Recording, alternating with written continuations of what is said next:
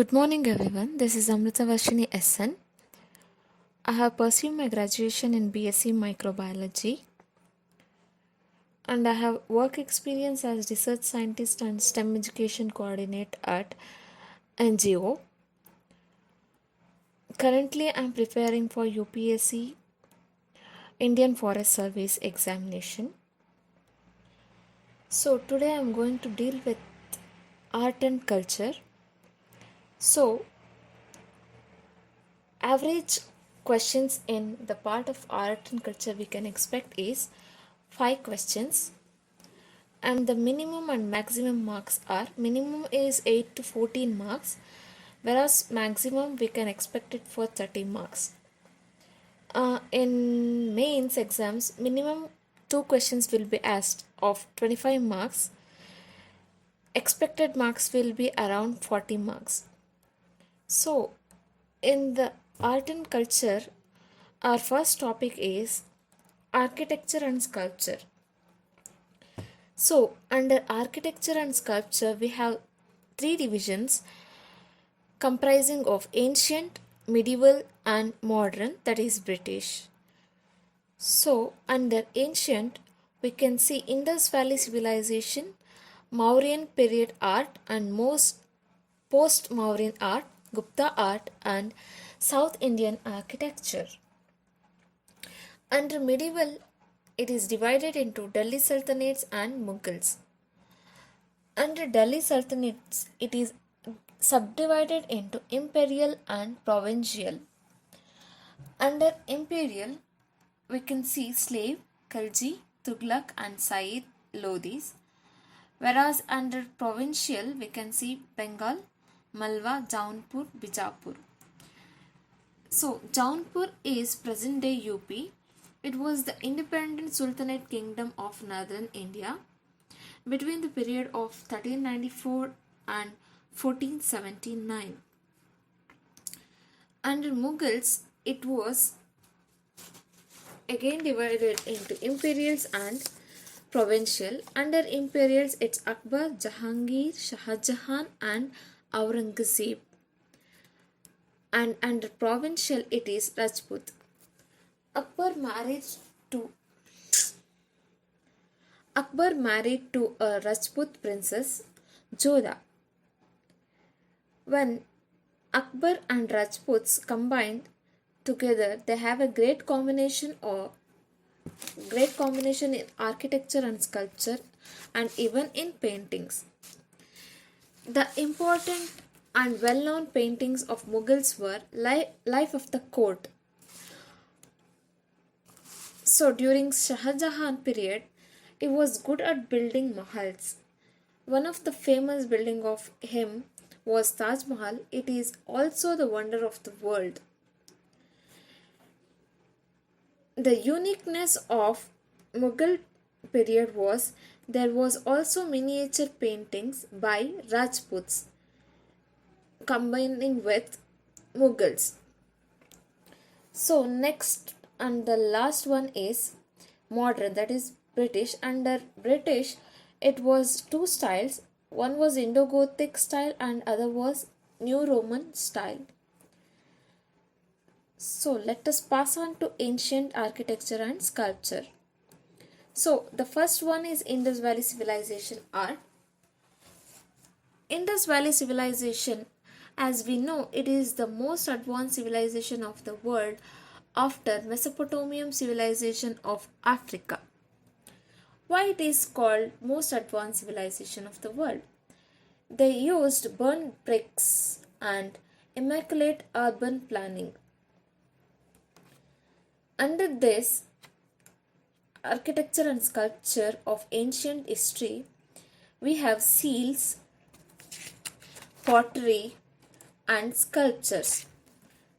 The first one is seal. What is a seal?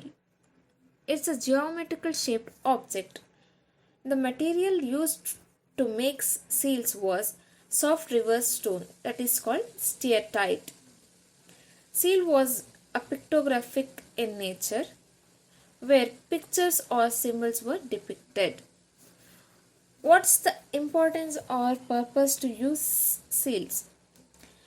as it facilitated in trade and it marked the authority of Indus Valley civilization. And the well-known seal of Indus Valley civilization was Pashupati seals. What it indicates? It's the version of Proto-Shiva with yogic style. The concept used in this seal is cohesion in society. The next well-known seal was People Leaf. It indicates the nature version. It was used as an amulet to ward off evils. So, what is People Leaf? Even today we will worship people tree or people plant. Why? Why it is used? Even today it is used for warding off evils or some beliefs it is a god or something.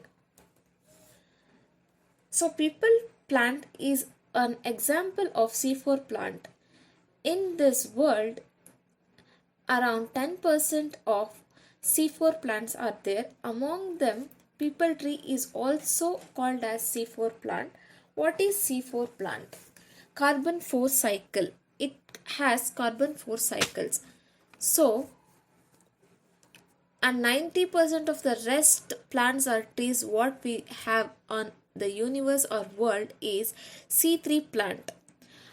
It means only during daytime it will release the oxygen, whereas C4 plant will release the oxygen throughout the day and night. Many seals were also used as shamanic objects. Symbols like pi and phi indicate that seals were also used as educational tool. So we all know pi and phi will use these symbols even now in mathematics and physics, etc. The next important was pottery.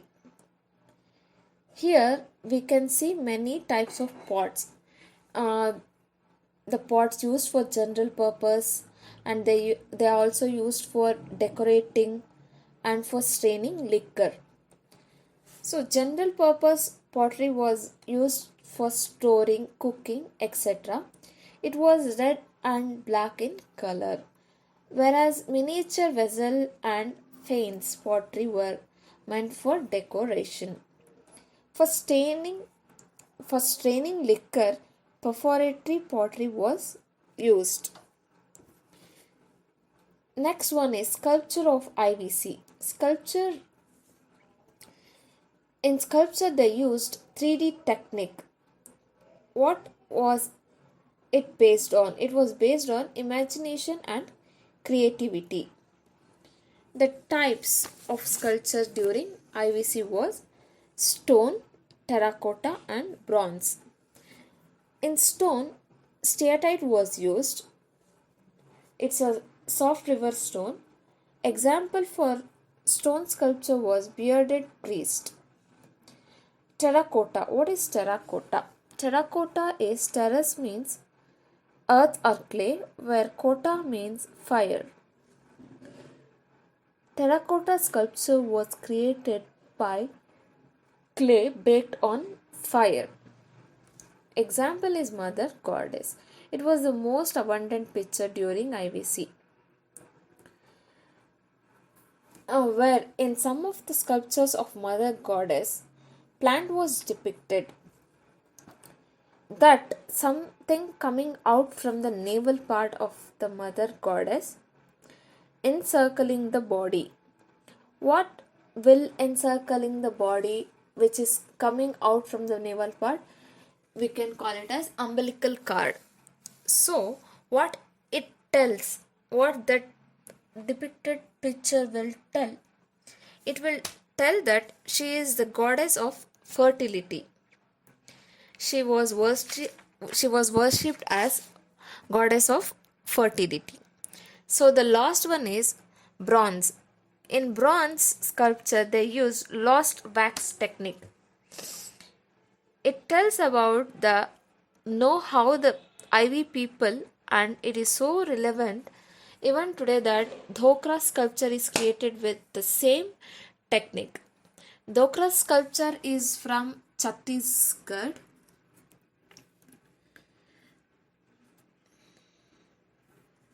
It even has a GI tag. Dhokra sculpture is an example for tribal sculpture in India. So, example of bronze sculpture during Ivy was dancing girl or nude girl. Then the last part is urban planning and town planning of IVC. Here the important and foremost thing is citadel, that is the upraised platform. Bigger the town or city was divided into bigger part or lower town, smaller part or upper town or citadel. So lower town was divided into various sectors. On the sides of roads, drains were there, which were covered drain. The buildings or drains were constructed using stones and burnt bricks. So even today we can see many excavations from IVC. It is still strong. Why? Since they used burnt bricks or they even use sun-dried bricks. In many of the pyramids, they used sun-dried bricks for construction. What's the special feature of IVC? Special feature of drain of IV was presence of manholes, which was lined with gypsum, that is calcium sulfate. It was not only used to filter water, but it was easy to clean the drains as they used gypsum in it. Even today we will use gypsum in cement for construction of buildings, drains, etc. So each house has a separate bedroom, washroom, kitchen with the facility of well outside the houses. Each house were connected to drain, that is main hole. Here the special or unique thing we can see is there were no doors or main gates for the buildings or houses they constructed. Even though it was facing main road, they never had doors or main gates to safeguard their privacy. The last is citadel, that is upper town. Here we can see the administrative buildings created in upper town. In these buildings, generally there was provision for common bath in the area, which was stepped with water tank. It was meant for ritual bath.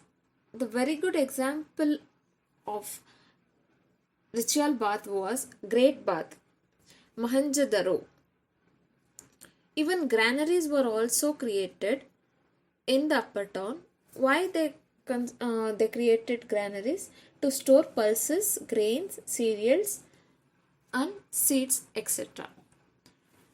So here I conclude this topic, and my next topic will be on Mauryan art, which will be continued in my next class. Thank you one and all. Have a nice day.